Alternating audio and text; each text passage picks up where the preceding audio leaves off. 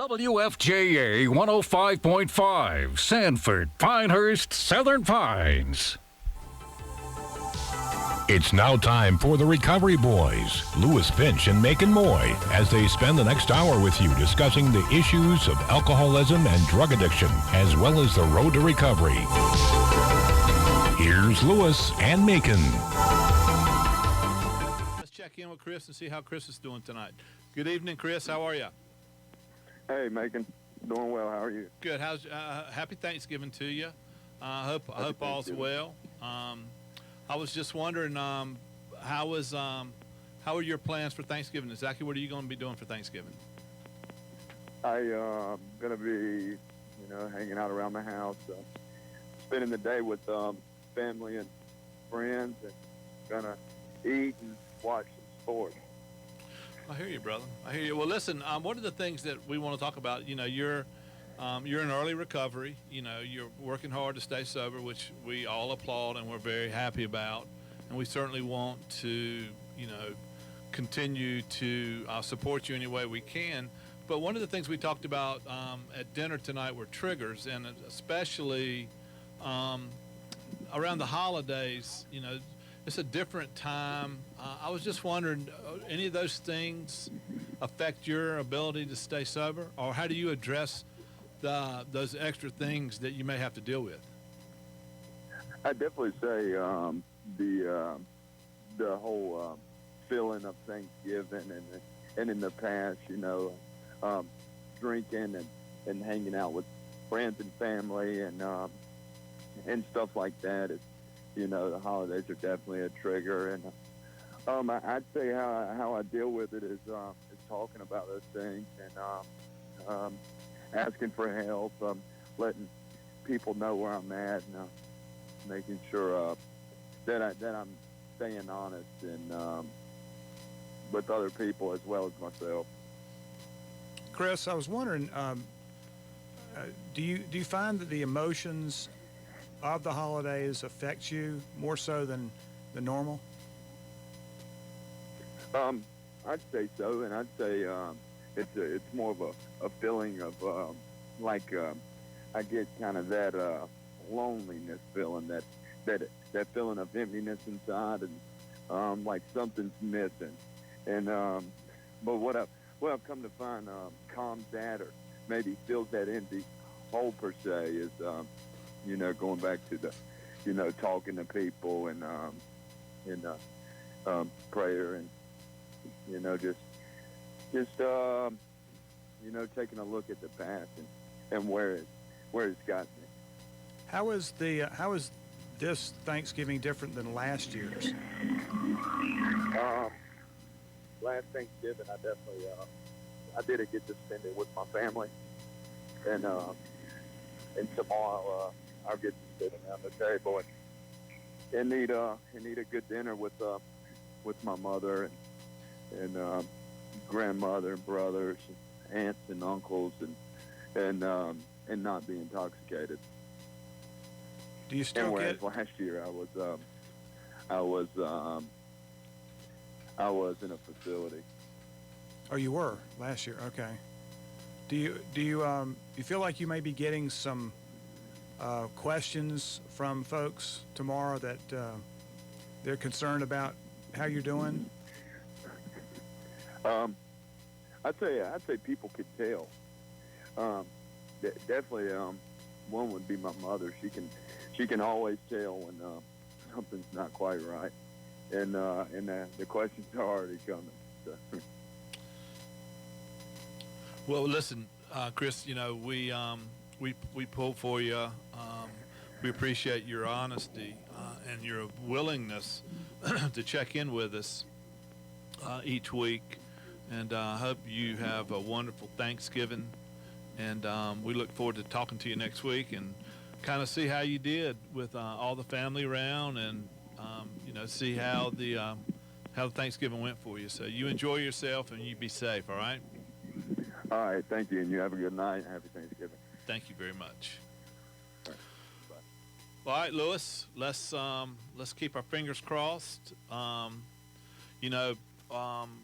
I've known I've known Chris for a while, and I know how desperate he'd like for his life to get better. And you know, we support him in that endeavor, as we do all the people that we work with. It's not too long ago that I don't remember those feelings of, I refer to them as fearing, it's like an impending doom. Didn't know what it was like, but I just knew that something wasn't right. And because I had ruined so many holidays, and I've got had another one coming up, how was it going to end up at the end? And I usually had to have a plan, almost an escape route, that if things got hairy with me, I could go off and either take in a meeting or pick up the phone and call somebody. Yeah. You know, as the last couple of years of my active addiction, I'll be honest with you, I don't really remember. Thanksgiving, I was kind of had gotten to that isolation part of our disease, and I was good at trying to make my family feel like everything was fine. You know, you guys enjoy yourselves. I'll check in with you.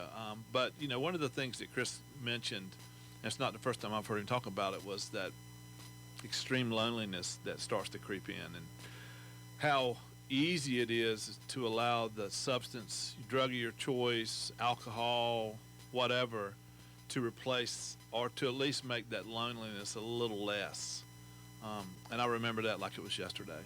Well, that's also the reason you want to have the support mechanism in place and the backup plan. I tell people, I've used this story before, but I tell people when I first came out of treatment back in 2007, I had to attend a wedding the very next weekend, and it wasn't a wedding I could miss. So I ended up literally having to map out every step of that day because I knew the wedding was safe for me, but they had a reception afterwards. They were going to be serving alcohol, and that would not have been a good thing for me. So I ended up literally having to so I remember this like it was yesterday. I ended up arriving late, arriving to the reception late, going up to the bar and getting a Diet Coke for the first 15 minutes. The second 15 minutes, I had a glass of water. Third 15 minutes, I had a Sprite, and I just rotated those three for about 2.5 hours, and then I excused myself after the fact and ended up leaving, but it was all scripted out. Otherwise, I don't know where I would have been. It's amazing how complicated what used to be normal social situations, how complicated being an active addiction can create just such chaos. And it plays out. You know, one of the things I was wondering, at dinner, I didn't get a chance to ask you this, but you know, you have a business, you have a lot of clients. Do you notice uptick in anxiety with your population of people that you help at Wellwind? Very much so. We had ongoing conversations with them as the holidays are approaching. We make sure they all have plans like I've just laid out, maybe not as elaborate as that, but plans that would allow us to monitor them if need be, where they could pick up the phone and call a staff member. And it just makes sense given how early most of them are in recovery. Yeah. Well, you know, I think it's something that we almost have to deal with. So I hear I think our guest, I haven't had a chance to introduce him yet, so I'm going to introduce him right now. First time I've actually ever met him. But Lewis, I'm going to get you to come in the middle. Good evening, Sheriff. How you doing? I'm fine, thanks. We're going to get you all mic'd up here in the middle, if you don't mind, and then I'll introduce you to our listeners. All right. And we're looking forward to our conversation with you tonight. Okay. Good deal. So come on in and sit down. Nice to see you. Nice to see you too. Macon Moy, good to see you. Nice to meet you. So for our listeners, Lee County Sheriff Tarcy Carter is our guest tonight. We're really excited to have him. Sheriff, I did a little research on you. I hope you don't mind that. Oh, That's all right. It's all I hope good. you only talk to the people that like me. It's only. It's I only, do have a few of those. I'm going to give you a little bio here, just so that our listeners and, Sheriff, one of the things you and I had an earlier conversation this week, one of the things that we're hoping to accomplish with this show is to become a resource for the local community to help them find information and, if they need help. We want to talk about local resources. We want to talk about all the things that you're doing, that the Sheriff's Department's doing, and there's just a lot of information that I think that we can put out for the listeners. And one of the things that our website, therecoveryboys.com, this show will reside there forever. And so, Okay. if maybe we come up with some words of wisdom, or maybe something that we want to be able to use. I actually last week Carolina basketball preempted us, but the week before we had the former governor Pat McCrory was our I know guest. Pat. Yeah, Pat was a friend of mine. I was in my days in Charlotte, and so he put some really good information out, and I'm sure we'll get some of that from you. But so you were born in Lee County in June 1st of '66. Went to school at Lee Senior High School. Attended Cabell University, where you got a BAS in Human Services, Criminal Justice in '89. I was really looking at your work. You began your career in law enforcement with the Broadway Police Department in '86. I did. Part-time before you took a full-time position with the Lee County Sheriff's Office in December of '86. And let me see. I was interested. You did working as you were a DARE officer. I was. That was interesting to me. So I'm looking forward to hearing about that. Then you were elected sheriff of Lee County in November of 2006, and you got all kinds of awards. And I've got some friends here that are speak highly of you. Well, I've been very blessed. I've been raised by a lot of good people, and a lot of folks helped me along the way. I want to give a shout out to former Sheriff Billy Bryant. I still call him Sheriff Bryant. He's been having some health issues, so I'd like folks to pray for him. Oh, absolutely. Yeah. And I want to introduce you to Lewis Finch, is my co-host beside you here. Lewis owns and operates an intensive outpatient program in Raleigh. And then and then you met my wife. My wife works at First Health over in Moore County. And so we have a room full of people that are working in recovery. We're currently working with First Health on a grant with about 5 different counties. You familiar with that? Yeah. Okay. So, and we want to talk about that a little bit. So, Lewis, any Yes. questions for the sheriff before we No, get I just started? want to thank him for his service. Ironically, I got involved recently with a member of law enforcement who was suffering from tremendous PTSD, still is, and what I saw was a system that Sheriff Carter has to deal with that really is, I think, does a very poor job of addressing that part of it. These guys are on the front lines of They are. this mess, Mm-hmm. and it really did affect me emotionally, so I want to get into some of that as well as we get into this. But I just want to thank you for your service, Sheriff Carter. Thank you for that. Sheriff, I was wondering, you've been in Lee County your whole life. Mm-hmm. When did you first notice that the drug situation was becoming a problem? Well, I would like to focus primarily on the opioid crisis. Good. Yes, sir. That's the toughest thing that we're dealing with right now, and I'm not a drug counselor or an expert in rehabilitation, but it seems to be the worst addiction that's out there. And when I first took office as sheriff, it seemed like the pill epidemic was really going on. And I tell you one thing that I noticed when I first took office, I had a lot of people coming in and filing reports for lost or stolen medication, and I wondered what's going on with this, and I found out they were taking our reports and going and getting more medication from their doctors. So we actually had to stop doing that because we were we felt like we were enabling the situation, but I remember I had a young man that came down to the office to file a report because he claimed somebody had stolen his medication. And we told him that we don't do that anymore, that you need to go back and talk to your doctor. So he did, and his doctor called me, and I explained to the doctor what was going on, and the doctor told me, said, well, I think I'm going to go ahead and issue him some more medication. Within 2 weeks, he was dead. And so, and what we're seeing now is that folks that get addicted to pills, they switch to heroin, right? Because they find out that it's cheaper and it's easier to get. So it's it's a serious problem that we've been dealing with, and I always like to tell parents, talk to your kids about how serious abusing prescription pills is, because that's where it starts. It does. That's right. And so we have to look at that as being a hard drug, and that don't go down that road of taking pills, and because what happens is you get addicted to opioids, and then, like I said, you switch over to heroin, and it's just it's a terrible addiction. It's it's killing our young people, and busting up families, and it's just something that we battle with every day. So when you see these guys for the first time, where do you run into them? Is it through some kind of crime to support the drug habit, or? Most of the times it is. Yeah.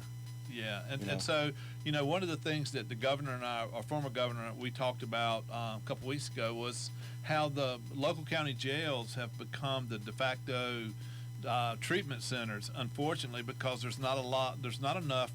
Typically when somebody's addicted to an opiate, usually there's a co-occurring disorder. There's some mental illness, there's a depression, or it's bipolar, or some kind of schizophrenia. There's something, and a lot of times that medication is a self-medication, and then it gets out of hand, and next thing you know, you got a full-blown addiction. But these guys are, the state of North Carolina has got so few mental health beds. Exactly. And so they end up at your jail. We used to have Dorothy Dix. Yes, sir. We closed that, and it's I feel like I'm a conservative person when it comes to my tax money. I don't mind my tax dollars going for more mental health, for more treatment facilities, because people, they want help, but it's sometimes hard for them to get into a good program. So I'm all for what this gentleman here's doing, and we need more of it. Yeah. So when you try and combat this problem in Lee County, do you get assistance from the state government or from the federal government? How does that work on the local side? Well, currently we're, like I mentioned before, we received a grant with First Health. Yes, sir. And so we see some good things coming with that in terms of getting more assistance for people to get into a rehab program. And I want to give a website here, if I can, that people can go to, that can learn more about what we're trying to do. It's firsthealth.org recovery resources. If you'll Google that, and it's got all the things that we're trying to do. We're trying to get a program started in my jail to go in to work one-on-one with people that have addiction problems. So would the program would actually bring the counselors or some intervention type situation into your jails? Yes. That's wonderful. That's where they are, right? Yep. That's where they're sitting there. And a lot of times when they finally hit that jail, they do have there is an opportunity for them to start to consider their situation, and maybe it's time to start thinking about something besides getting high, because that's where it really comes down to. But it's interesting. The federal government, we talked to the governor about this. All this money that you keep on, you're fortunate you've got a grant but mostly, you guys have had to shoulder the financial responsibility for these people from your local budgets. Is that correct? We have. It's got to eat up a lot of your resources. And the other thing I wanted to ask you is, do your deputies get any kind of training for this for this population? They do. We have in-service training, and of course, to get in law enforcement, you go through basic law enforcement training, where there are blocks of instruction that cover this kind of stuff. But we need to do more. We're always trying to get more educated and get more training, in terms of how to do our jobs better. Do your guys? And I think we briefly spoke about the Narcan. Do your guys? We do. Yeah. We've had over 20 reversals here since we've been carrying it, and we've been carrying it now for about 2 years. The city police department also carries it, and they've had a number of reversals as well. But that's we think that's a good thing. Sometimes it's it's a little frustrating because you feel like that we might be enabling the situation a little bit, but we have to do it. I mean, if it was my kid that was on heroin and overdosed, I would want the first responders to have that and to use it. So yeah, for sure. Lewis? Yeah, I have actually a question about that. Sheriff Carter, for those people who are not as attuned to this issue as the three of us are, can you give me a kind of walk us through the process and what does Narcan do, and when would you use it in the process and when you approach somebody that needs it? We get overdose calls for to respond to overdose situations, and sometimes when my deputies get there, they're the first ones to show up. And we've had situations where individuals have almost been dead, and they have administered the Narcan and brought them back. How do you administer that? Through their nose. It's okay. sprayed. So you use the nasal. Yeah, it's very easy to use. I've seen the ones where you inject it in them, intramuscular. Yeah, we use the spray. And how do you know when you get there that Narcan is the thing to use on them if they're not responsive? Well, usually there's people there with them, and that can tell us that, hey, we think they've overdosed. Sometimes there's evidence there that they've been shooting up, like there may be a needle in their arm, but that's usually the case. Okay. So, it's been very effective. We had an incident where a young man was, he was blue, and he was brought back, and he actually came down to the sheriff's office the next day. I can't remember what for, but we invited him back to watch the video, the body cam video of it, and it had quite an effect on him. But we're also partnered with a organization called Harm Reduction Coalition. Okay. And anytime we have a overdose, we send a report to them, and they go out and follow up with the individual and offer them assistance. They usually, unfortunately, don't take it, but we do follow up with them. I see. And so when you have these guys, you see a fair amount of medical situations in your jail where the guys coming in and they're detoxing. And I was also wondering, my wife and I live over in Moore County, but we're certainly very familiar with Lee County. What local resources are available for that homeless population here, or those people who are down and out? Are there places for them to go here? We do have some homeless shelters here, and we also have the bread basket that feeds the homeless population during the day. But that's an ongoing battle dealing with that. I mean, we probably have, and I may be wrong on these figures, but we probably have about 100 homeless people here in Lee County, in Sanford, and but there are shelters that try and work with these individuals to get them help. What percent of those homeless do you think are there as a result of drugs or alcohol?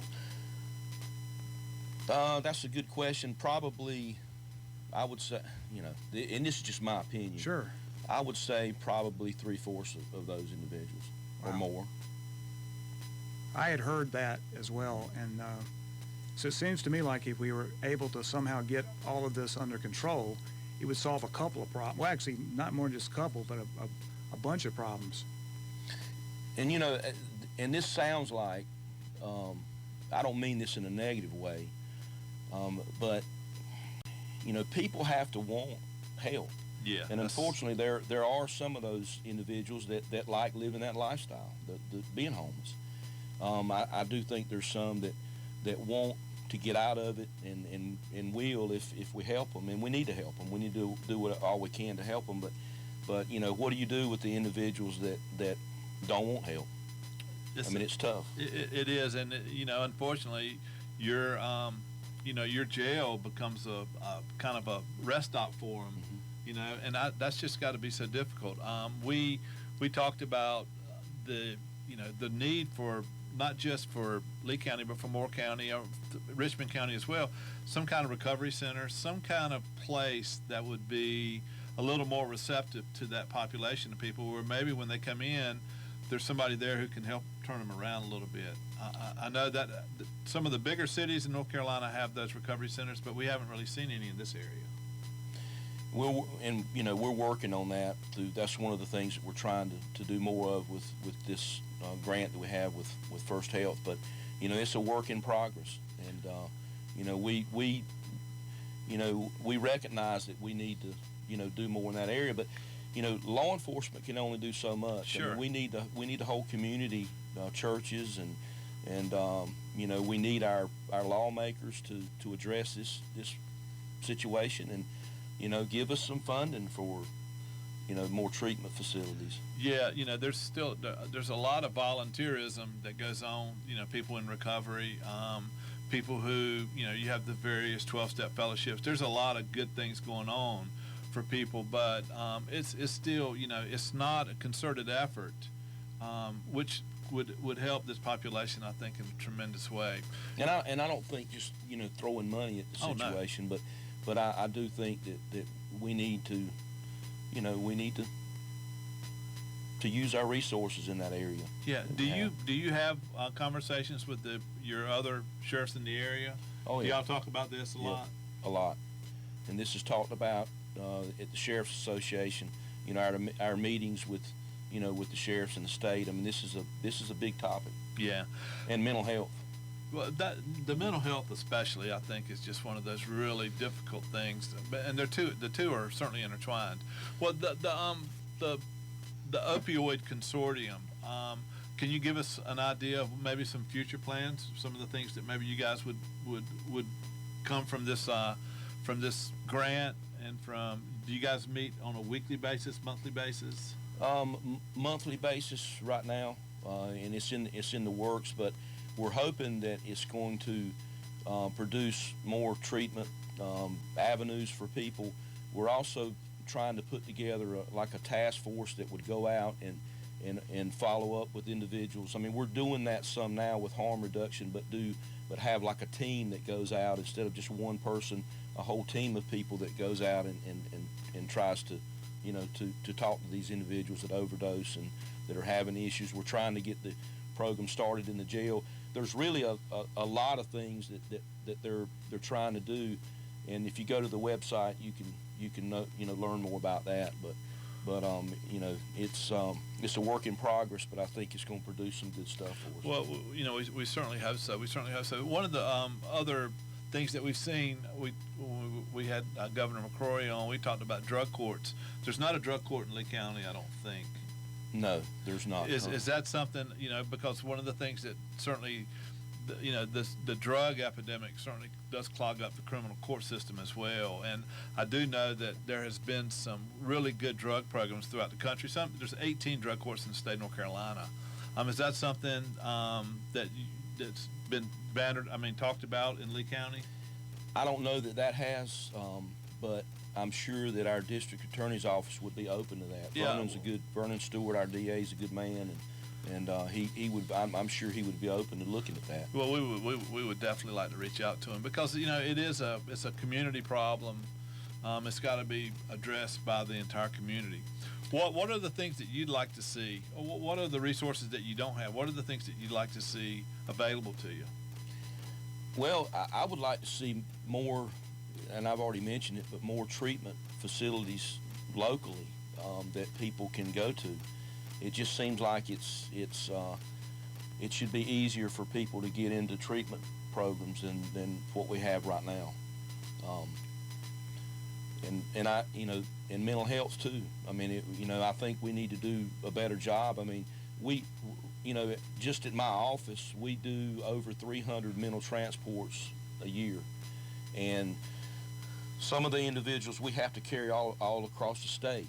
And I even had to form a civilian transportation team because my officers were being taxed so much. They'd leave the county and would be gone for 8 hours, transporting, mental patients. So you know, that's a huge problem as well. Lewis? Yeah, I actually, Sheriff Carter, you kind of touched on this briefly, but because I think people have a vision of what an addict looks like. It's probably a misrepresentation of what it is. Can you give us an idea of the demographics of the people that you see coming into your into this world? They come in all shapes, sizes, and colors. So it's just like criminals. Just like criminals. You know? And okay. I don't, you know, and we need to, you know, I don't think that people that are addicted to drugs, they don't need to be locked away in a, you know, we go after the dealers, and we're hard on them, and we're going to continue to be hard on the dealers. But the people that are hooked on drugs, they do wind up in jail sometimes, and that can be a good thing for them because they get detoxed. And if we can get this program going, then hopefully they can get help. But you know, they don't always need to be locked up. You know, sure. They need to be helped, and they got to want help. But that's kind of my position on that. So if you would kind of take us back, if I'm a spouse or a parent, what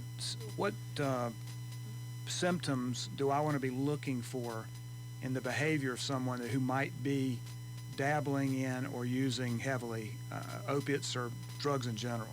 Changes in behavior, you know, their schoolwork, you know, and if it's a child and you suspect there's something going on, search their rooms. You know, look through their phone and be nosy. And you know, but even if your child's doing okay, I mean, talk to them about the dangers of abusing pills and you know, alcohol and marijuana as well.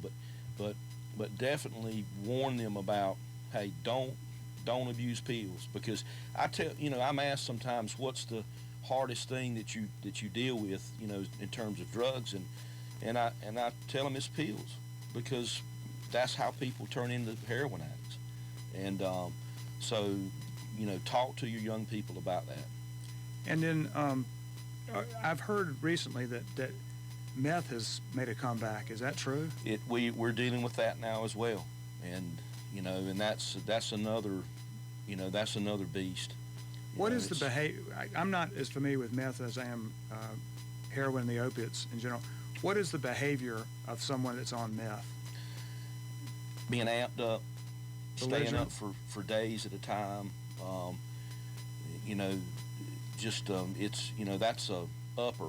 And amphetamine. Right, amphetamine. And what we found too is that some heroin addicts will take the meth to, you know, to come out of the, you know, they're like, you know, heroin's a downer, and then they take the meth to, you know, to come out of that. But and they do both. But that is another hard drug, and it's, you know, meth is another drug that's very hard to get off of. It's a terrible addiction. Crack cocaine, I mean, that's a terrible addiction too. You know, they're all bad, but meth and heroin are probably up there is the worst in terms of the.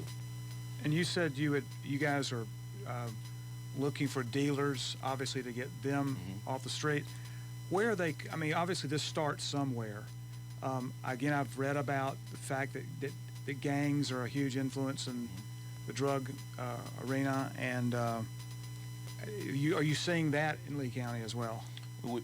Which the gangs. We do have some gang activities here. It's not like the, you know, what you have in Durham, but we do have some of that here, and we're trying to, you know, to hammer that out as best we can. You know, we're aware of it, and we're dealing with it. Okay. We've got, you know, and you know, these drugs, the fentanyl and the meth, the heroin, you know, I would say the biggest majority of that's coming through our southern borders. You're talking about Mexico? Mm-hmm. Okay. Through the drug cartels. And we deal with drug cartel activity here. So, you know, I support, I support building the wall. I have for years. I think it'll have a positive effect on the drug flow.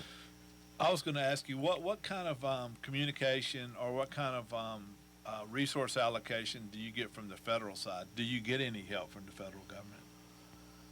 We do. We do a lot of joint operations with ICE and with DEA. And we do some stuff with the FBI as well. So we work a lot with federal agencies. And you've seen all this. It's on. You can't watch the news without seeing it. All this billions and billions of dollars of money coming out of the drug, the manufacturers. And we were always wondering, is that ever going to float down to the local level, or is it just going to stay up on the state or federal level? I was wondering, what else do you need? What else do you need? More people? What else would you like if you had a chance to wave your wand and make things better in Lee County with this opioid thing? Well, you've mentioned more treatment, but is there anything else that you'd really like to have? Well, we can always use additional officers. And I always, negotiate with my county manager about that, and he's been good. John's been good and our county commissioners have been good to support our budget and give us additional resources. But we can always use additional people to help with with drug enforcement, with going into the schools and educating kids. We do a lot of that. Our drug agents go in, our SROs are there every day, and they talk to kids, and we give presentations. But I'd like to be able to do more of that. Yeah. Do you have a division, educational division for the sheriff's department? Do you have a team that you can send out? You're talking about sending a team out. Is that one of the projects with this consortium that maybe would eventually get a team so that you would actually be proactive instead of always reacting to the problem, actually get out in front of it a little bit? It is more awareness, public awareness, and doing things in the schools is part of what we're trying to do. So we want to do more of that. Yeah, but the thing, Sheriff, that amazes me, and I was reminded of it today, doing some of the stuff that I do, is that it's not just the young people anymore. It's the middle-aged people, it's the elderly people. As you said, it's across the board. It's amazing how much greater the problem is than anybody ever imagined.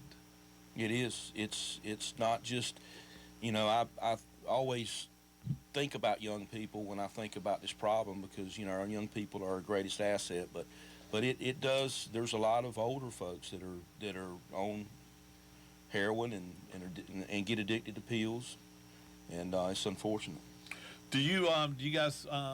I haven't had a chance to research this, but do you have social media presence through the sheriff's office? We do. We have a Facebook. I have a Facebook page, Okay. And we have about 13,000 followers. Wow. So, and it enables us to get information out to people. And I remember my webmaster came to me probably about 10 years ago, maybe not quite that long. Maybe it's almost 10 years ago, I know. But he said, let's do a Facebook page. And I was like, I don't know about that. I was nervous about doing Facebook, and it just blew up, and it's a tremendous tool for us. And it's not for for bashing people, and we do let people get on and comment sometimes, but it's primarily to get information out to to the citizens that we serve. Yeah, I've got a friend here. He said to tell you hello. He said you guys were buddies. His name's Kel Norman. Yeah. Kel's a great guy. Oh, he's first class. And so I've been talking to Kel about how to get the business community involved in this thing. Besides throwing money at the problems, is there anything else that you can think of? I think awareness, as you talked about awareness, but more people that are talking about it, the better it's going to be for everybody. But, it's interesting to me that when I tell people what I do and we get involved in the conversations, some people are still a little standoffish. But once you run into somebody who's had a child or a family member affected by it firsthand, they know the depth of the problem.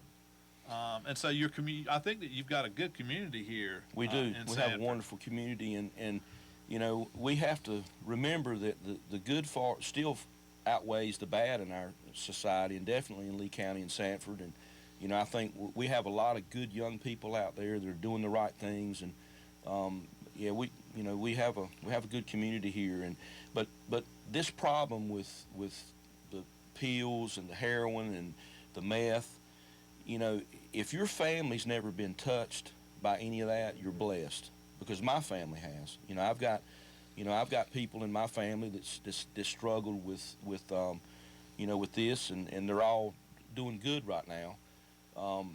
But if you can say that it's never touched your family anywhere, you're very blessed. Or either you're not very honest. Because exactly. I always, when I'm talking to people, I always say, hey, who in here has been touched by this? And I always raise my hand, and the majority of people do raise their hands, but a few of them don't. And I'm like, I think the same thing. Listen, I've been in recovery for 7 years. I mean, I was a drug addict and an alcoholic, and had a professional life. I mean, we laugh at the term functional alcoholic, but I guess that would certainly describe me. But I think that and so important as a society that the social stigma of being embarrassed to admit it is getting a little less. It is. And I think that's what we want to do with this show, is to let people know that you need to talk about it. The only way it's going to get better is through communication. And the communication part of this thing, you cannot hide this problem and expect it to go away. You just can't.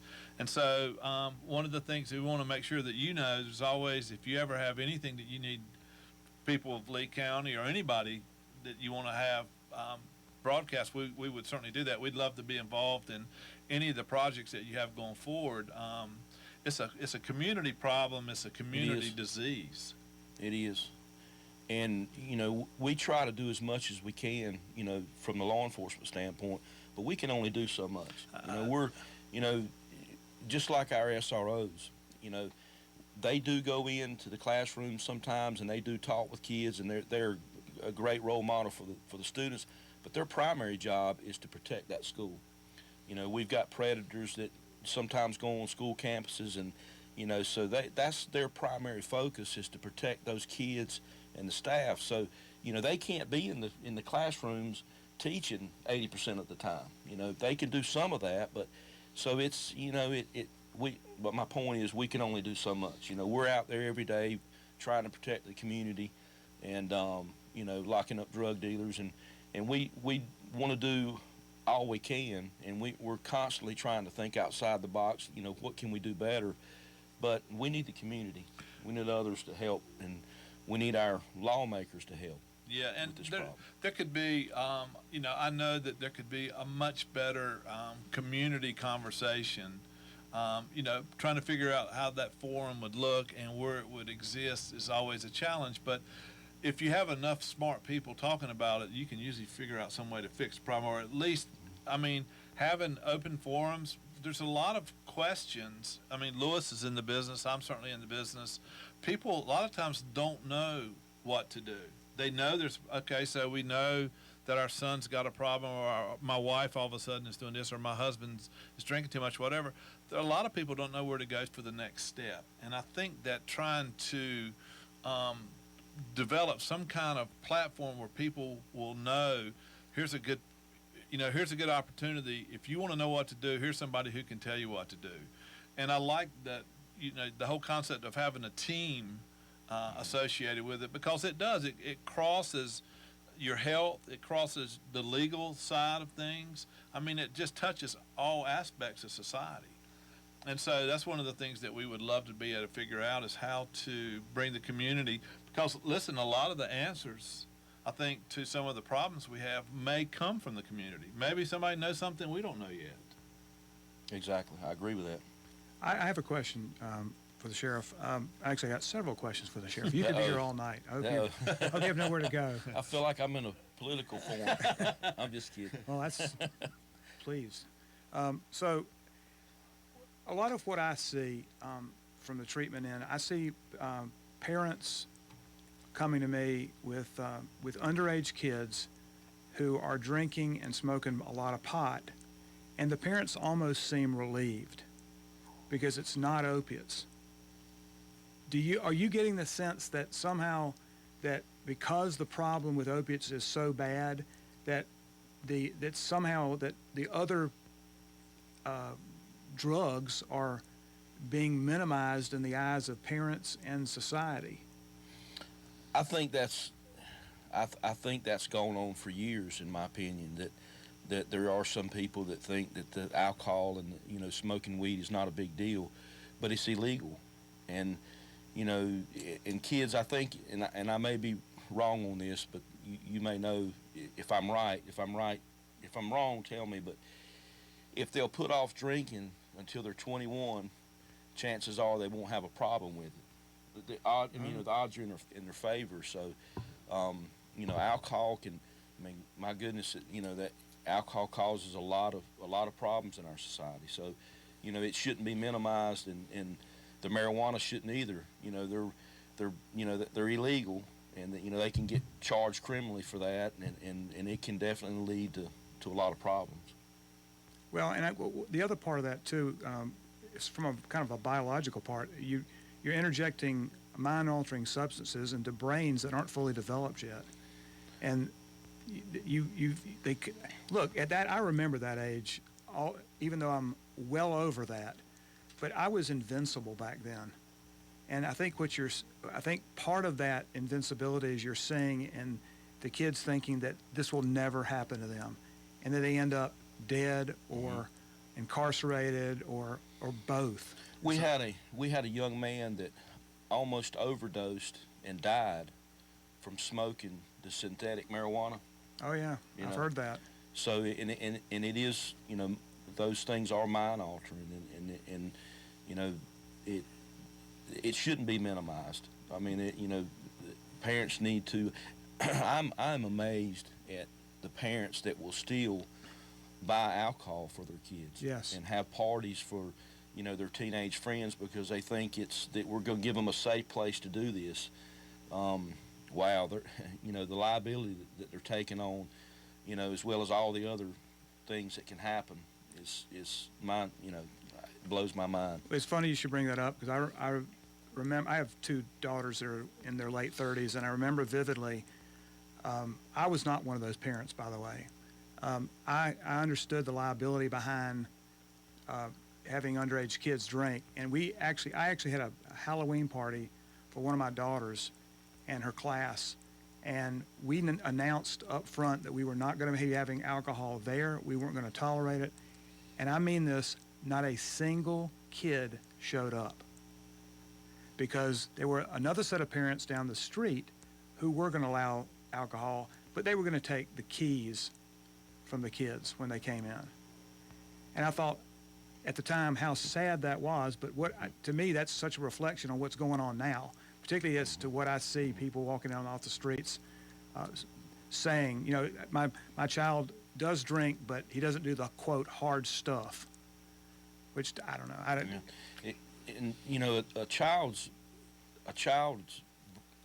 A young person's body is not fully developed until they're 24. Mm-hmm. Yep. And going back to, I just want to say this one thing about pills. There are some pills that a 15, 16-year-old kid could take an opioid-based pill and become addicted the first time they take it. But I know you're talking about alcohol and marijuana, but no, that's a good point. Those are, I agree with what you're saying. I agree with the point that you're trying to make. Well, and then one last point about that. Are you seeing an uptick in alcohol-related arrests, usage, incidents in your in law enforcement? I would say yes, because most of the domestics that we go on, most of the, we deal with a lot of bad situations that are because people were drinking. We've been seeing that for years. Okay. Sheriff, I'm assuming after listening to your conversation that you are not a proponent of the legalization of marijuana. But it seems to be an awful popular notion that it's good for the economy, and if alcohol's legal, then so is marijuana should be. But I mean, from my perspective, we're talking about opioids, but we're talking about a path to opioids. And from my estimation, marijuana is a step drug that clearly presents other, some of that other stuff as well. So any idea, your thoughts on legalization of marijuana? Well, I'm not for legalizing marijuana. I know there's arguments out there that, that say that it would be a good thing. But if you're asking me that, Yes, sir. No, I'm not. I'm not either. And I think it would be. Well, one of the things that I like to tell young people about marijuana is that, and this is just one of the negatives to it, but it's very bad on your lungs if you're smoking that. A lot more so than smoking cigarettes, which are bad. So that's just one of the things that's. Well, and the other thing I was going to mention, I'm 63 years old. The pot that I smoked back in my day was 3% THC. Mm-hmm. The stuff they're manufacturing now is upwards of, well, I've heard it's upwards of over 50% THC. No, it's not the same stuff. No, and now even the edibles are 75 and 80% THC. So if you inject that into a young person's brain, I think you're asking for trouble. And people say, well, the vaping's not as bad, but look at what we've seen here recently with the vaping. It's caused young people to damage their lungs and wind up in the hospital on life support. Yeah. Well, Sheriff, we're going to run out of time here. One of the things I want to ask you is if you wanted to say anything to the residents of Lee County about the opioid situation. What would you like for them to know in terms of what your approach is and how your sheriff's department is addressing that issue? Because it's in the front page of almost every newspaper. Somebody's being affected by this. So if you had a chance to tell everybody, what would you like for them to know? Well, we've been aggressive since I've been in office in terms of drug enforcement. We're going to continue to do that. I have people say sometimes, well, you're always going to have drug dealers and drugs. Well, that's true, but if we keep going after the drug dealers and making it hard for them to do business, then that's going to have a positive effect. If we're seizing their drugs and taking their property and taxing them, I think it does help make things better. Talk to your kids. Talk to them about the dangers that are out there with alcohol, with marijuana, with popping pills, and their future. To think about their futures. Don't do things that can cause you to just ruin your life. There's hope for people that become addicted, but it sure does set a young person back tremendously when they get addicted to drugs at a young age. And so talk to your young people about that. And we're here to help however we can. We'll go to churches, we'll go to schools, we'll go to civic groups to talk to people. And good. So if you want that, just let us know. And how would somebody, if they wanted to reach out to you, what's the best way for them to contact the sheriff's department? Contact. You can call our dispatch 775-5531 area code 919 and ask for my voicemail. You can leave me a message. You can leave a message with our community policing unit, Dana Elliott, Sergeant Jen Bridges, that handle a lot of our PR stuff. Captain Brian Allen, that's in charge of our drug division. You can leave a message with him. But we're not that hard to get up with. Good.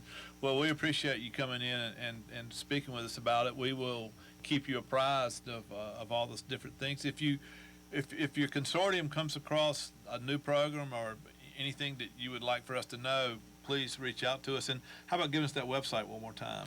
Oh, it's hang on a second. It doesn't fold in my page. I always bring notes and I never look at them. But let me see.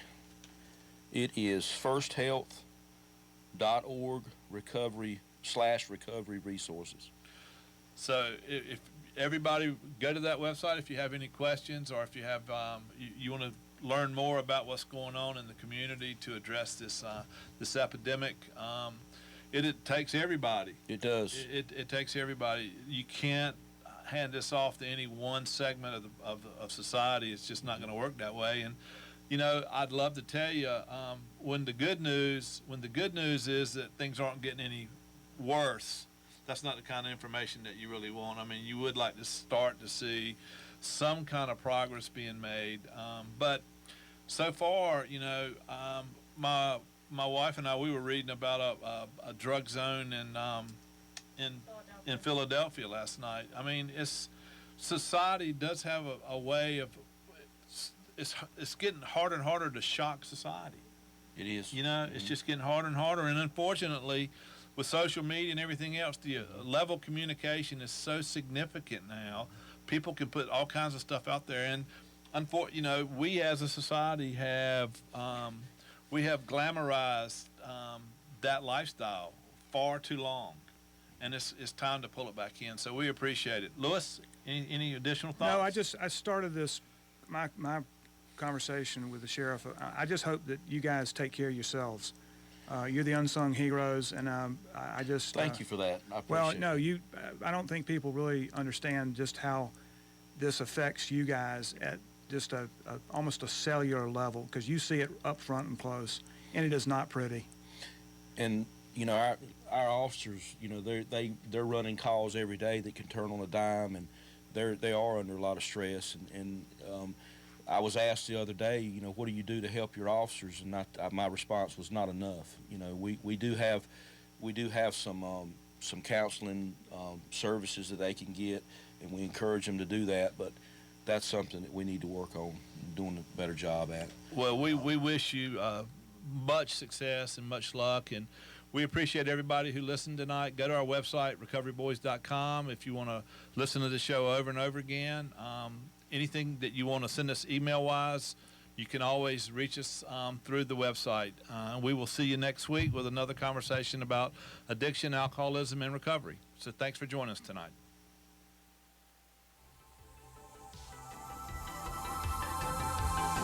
You've been listening to The Recovery Boys on WFJA. Visit the Recovery Boys website at therecoveryboys.com.